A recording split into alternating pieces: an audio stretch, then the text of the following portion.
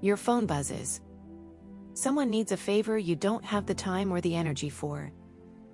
And before you've even finished reading it, you've already typed back, of course, happy to help. Even though everything in you was screaming no. So, first thing, you're not weak and you're not a pushover. You're running a survival strategy you've never been able to see.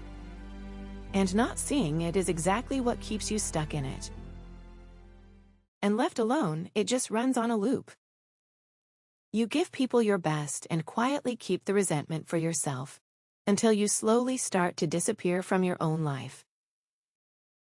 This was never about being nice. It's one specific thing your nervous system learned to do, long before you ever got a say in it. If you want the real reason you keep doing this, and not another lecture about boundaries you've heard 100 times already, subscribe. Because what's actually driving it isn't weakness. And it isn't really a choice you're making at all. It has a name. The Fawn response. That automatic yes isn't a character flaw. It's a switch your nervous system flips the moment meeting someone else's needs feels safer than meeting your own. So that part of you that says yes when you mean no? It was never trying to sabotage your life. A long time ago, in a place where keeping the peace kept you safe, it was the smartest thing you ever learned to do. So where does this actually start? Earlier than you'd think. You've heard of fight or flight. A physiologist named Walter Cannon described it more than 100 years ago. Something threatens you, and your body either squares up to fight or it turns and runs. Later, researchers added a third one. Freeze. You go still, the way a deer does in headlights. But there's a fourth response, and almost nobody talks about it. A psychotherapist named Pete Walker gave it its name. The Fawn response.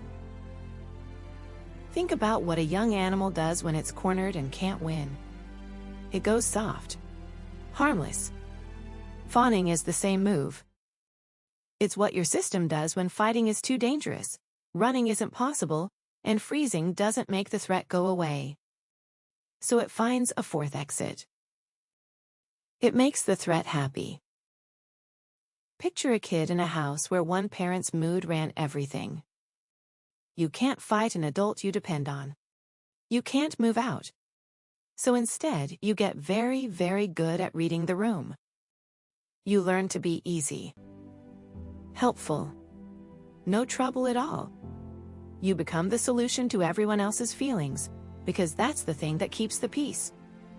And your nervous system doesn't file that away as a clever one-time trick. It writes it straight into your default settings. So years later, you're doing the exact same thing with your boss, with a partner, with a stranger in the checkout line. And here's the part that surprises people. This isn't only about childhood, and it isn't only about big dramatic trauma. It's wired deeper than that. In the year 2000, a psychologist at UCL named Shelley Taylor published a landmark paper. For decades, everyone had assumed the stress response was basically fight or flight. End of story. Taylor looked closer, and she found another pattern, one especially well documented in women. Under threat, a huge number of people don't fight, and they don't flee. They tend and befriend. They soothe. They connect. They smooth things over. Part of what drives it is a brain chemical called oxytocin, the same one tied to bonding and trust. So calming a threat by keeping everyone close isn't weakness. It's one of the oldest survival strategies we have. And let me say this part clearly, because it matters. This is education, not therapy. If any of this is landing a little too hard, please reach out to a licensed professional. But just knowing the name for what your nervous system is doing can take a surprising amount of weight off your shoulders. For a lot of people, hearing that it has a name is the first moment they stop feeling broken.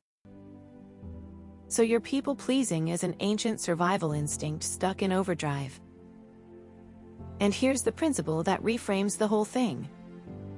People-pleasing isn't generosity. It's a safety behavior.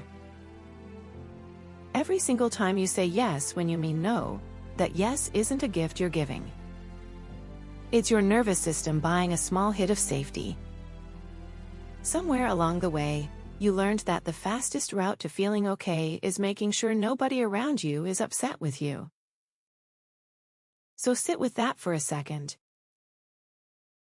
Every yes is you paying a little toll to feel safe. There's a way to stop paying it, and I'll hand you the exact move before we're done, but first you have to see the full size of the bill. And to pay that toll, over and over, you've had to turn yourself into something very specific. You've turned yourself into a radar dish.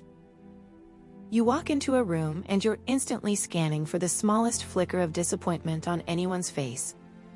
You can tell a friend's in a bad mood from the way they set their keys down. You feel a shift in someone's tone before they even know it's changed. Most people would call that being sensitive or intuitive. But a lot of the time, it isn't a gift.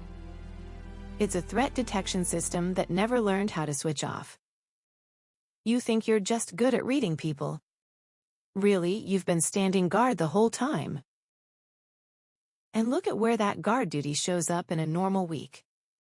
At work, you take the project nobody else wants, and then you drown in it in silence.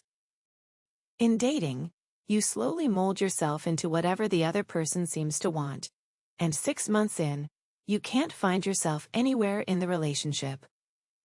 With your friends, you're the reliable one, the easy one, the one who's always fine. Right up until you're alone in your car afterward, completely drained, wondering why being around people you love feels like another shift at work. And it leaks into the smallest moments too. Someone bumps into you, and you're the first one to say sorry. That reflexive apology is the Fawn response in miniature. And here's what makes it so hard to spot. The world rewards you for it. People call you thoughtful, selfless, low maintenance, mature. You get praised for the exact thing that's slowly hollowing you out.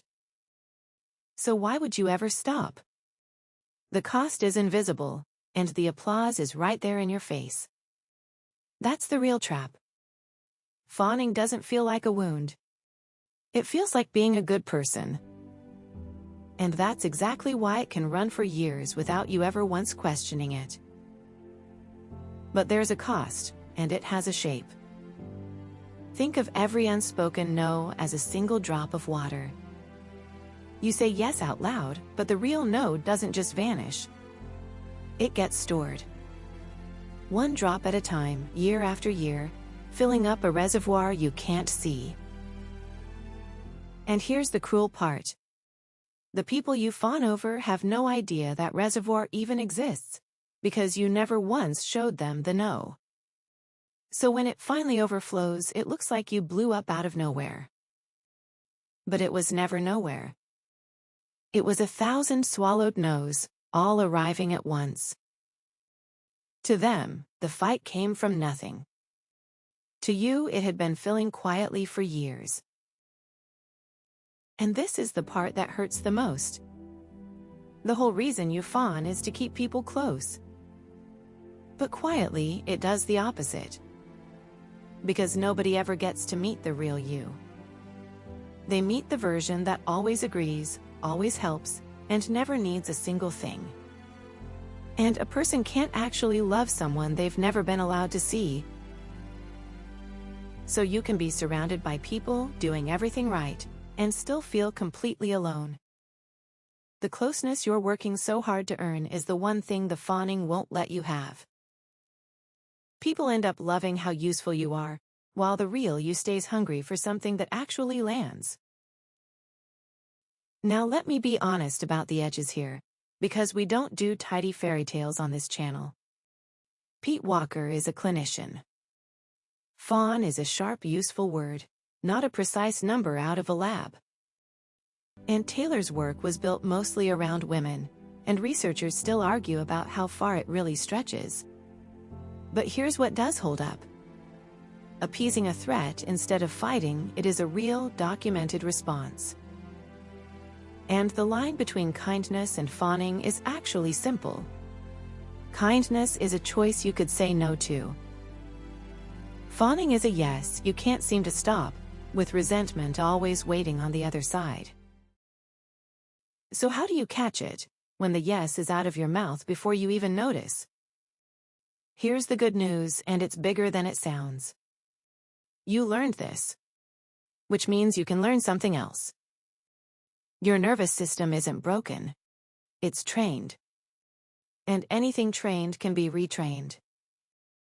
You're not trying to become some cold person who says no to everyone.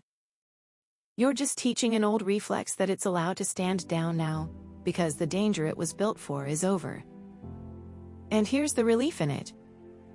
You won't lose the warmth that's actually yours. The kindness stays.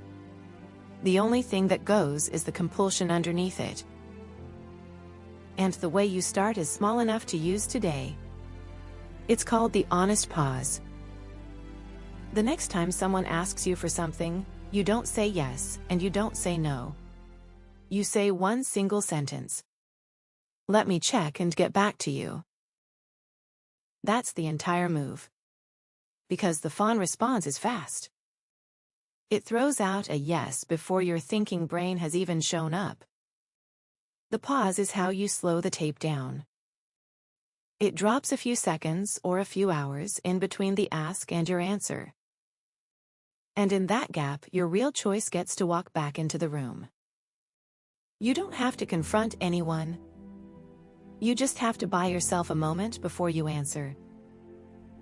And here's something that makes the pause way easier. Your body knows before your mouth does. That no almost always shows up as a physical thing first. A little tightening in your chest. A drop in your stomach. A breath that catches. For years, you've been overriding that signal half a second later with a smile and a yes. So the practice underneath the practice is just this. Start noticing the no in your body before you answer. You don't even have to act on it yet. Just feel it and let it be real. That flicker is the most honest thing in the room. You probably always thought that chest clench was just anxiety. It isn't. It's your real answer trying to get through. But I'll warn you about one thing so it doesn't catch you off guard. The first few times you use that pause, you're going to feel a spike of guilt. Maybe even a little panic. That feeling is not a sign that you did something wrong. It's the old alarm going off, the one that still believes not saying yes is dangerous. Don't argue with it. Just let it sit there. It usually peaks and starts to fade in about 90 seconds. Ride it out one single time, and you'll have proof the alarm was lying. The guilt isn't a stop sign. It's just the old wiring complaining. So picture it. Your boss drops one more task on your desk at 5 o'clock on a Friday, and you feel that yes loading up in your throat. Old you says, sure, no problem, and quietly cancels dinner again. New you takes one breath and says, let me look at what's already on my plate and I'll get back to you first thing Monday. No drama. No confrontation. But you just stepped out of the loop for the very first time. And here's the part that'll surprise you. Most people completely respect it. The only person who ever needed that instant yes was you. And please, don't go straight for the hardest person in your life. That's how people burn out and quit by Wednesday. Start absurdly small. Tell the waiter you changed your mind about the side.